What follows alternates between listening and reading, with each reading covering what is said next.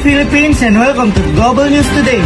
I'm Mr. Sunga, and today we turn our attention to one of the most defining phenomena of our time, global migration. Whether driven by conflict, economic opportunity, or climate change, migration affects every part of the world.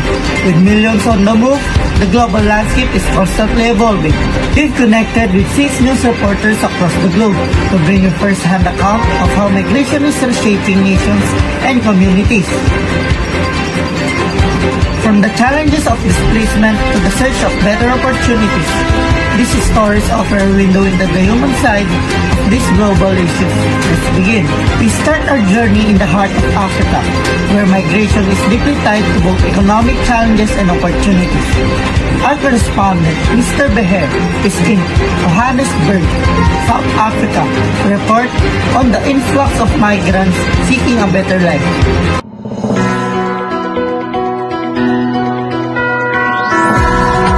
Thank you, Mr. Sunga. I'm standing in the heart of Johannesburg, a city that has become a magnet for migrants from across southern Africa.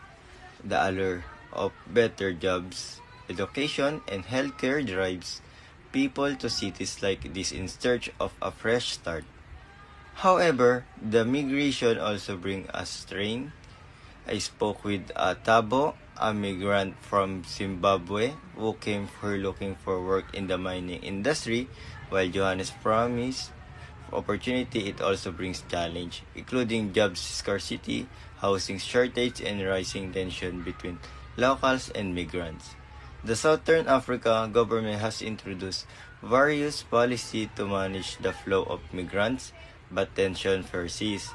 The question remains, how can cities balance opportunity with sustainability? Back to you, Mr. Sunga.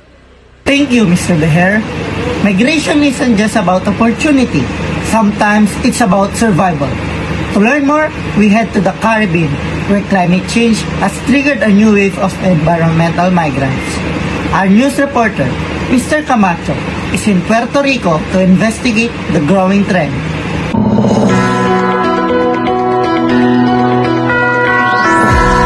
Thank you, Mr. Sunga.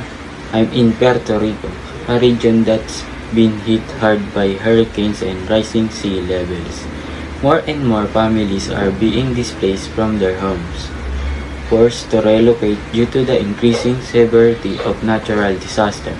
I spoke with Maria, a resident of the coastal town of Vega Baja, who fled her home after hurricane.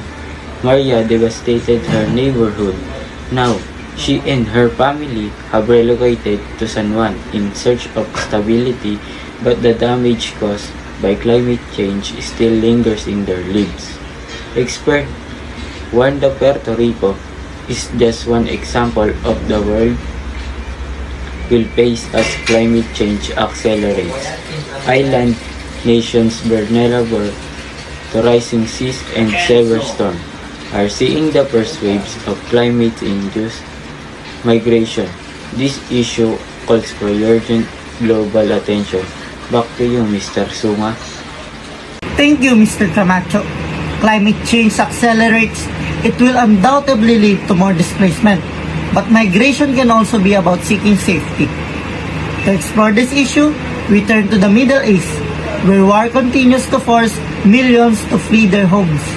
Our news reporter, Mr. David, in Beirut, Lebanon.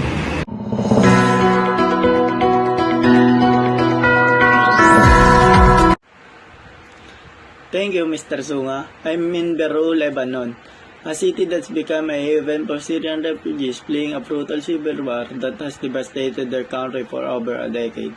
As of today, Lebanon hosts over 1.5 million Syrian refugees, about quarter of its population. The situation here is dire. I spoke with Khaled, a former farmer from Aleppo who fled the violence but now faces overcrowded camps, limited resources, and uncertain future. Refugees here live in constant state of vulnerability, dependent on international aid that is increasingly stretched thin. The international community must do more support nations like Lebanon, which burden of the refugees crisis. We must ask, how can we provide long-term solutions for those who are fleeing conflict? Back to you, Mr. Sunga. Thank you, Mr. David. As war and conflict displace millions, economic migration continue to draw people to countries where jobs and opportunities are more plentiful. To explore this, we go to the United States, where migration is from Central America remains a contentious political issue. Our news reporter, Mr. Nick Dow, is in Texas.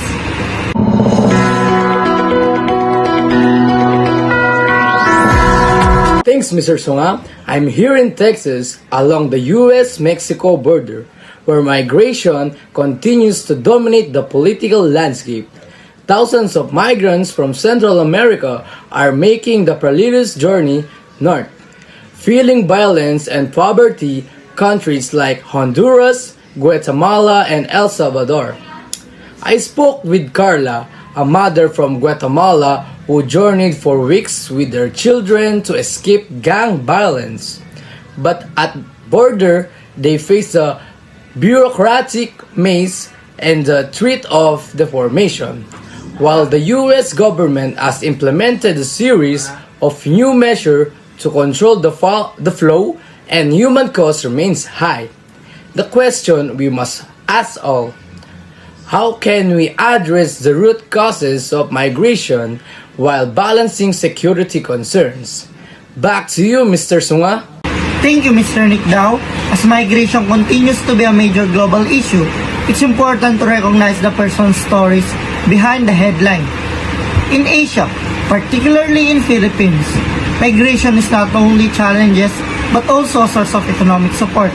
Through remittance, our reporter, Mr. Manugid, has more from Manila.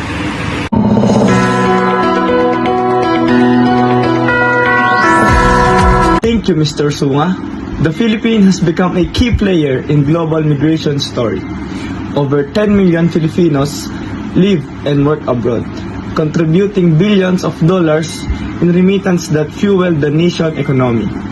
However, this migration comes at a price. I spoke with Jolina, a mother of 3 who left her family behind to work as a domestic worker in Saudi Arabia. Like many, Jolina sacrificed time with her children in the hope of providing a better future for them. The issues of migrants' labor rights remain critical as many Filipino workers face exploitation and abuse abroad. The Philippines government has been advocating for better protection of its worker, but much work remains to be done. Back to you, Mr. Sunga. Thank you, Mr. Manugid. Lastly, we explore migration trends in Southeast Asia, where many people are moving from rural areas to urban centers in search of better opportunities. Our news reporter, Mr. Visconde, report from Ho Chi Minh City, Vietnam.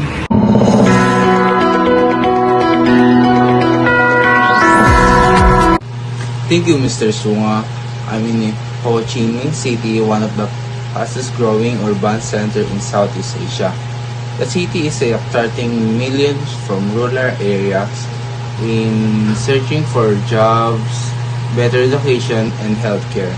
I met Lan, a young woman from Mekong, Thailand, who moved here to pursue her dream of becoming a fashion designer. While the city offers opportunity, it also presents challenge including high cost living, crowded housing, and competition for jobs. Vietnam, rapidly urbanization is a common trend in many parts of Asia. Government must find way to manage this migration to ensure that urban areas can continue to thrive without overwhelming infrastructure. Back to you, Mr. Sunga. Thank you, Mr. Visconde. From the challenges of displacement to the search for better opportunities, migration is a complex and multifaceted issue. As we've seen tonight, it's not just a matter of moving across borders. It's about the stories of individuals and families seeking safety, prosperity, and dignity. The global community must work together to ensure the migration is managed in a way that benefits everyone. Thank you for joining us on the Global News today. I'm Mr. Sunga, and will continue to follow this story in the coming weeks. Thank you.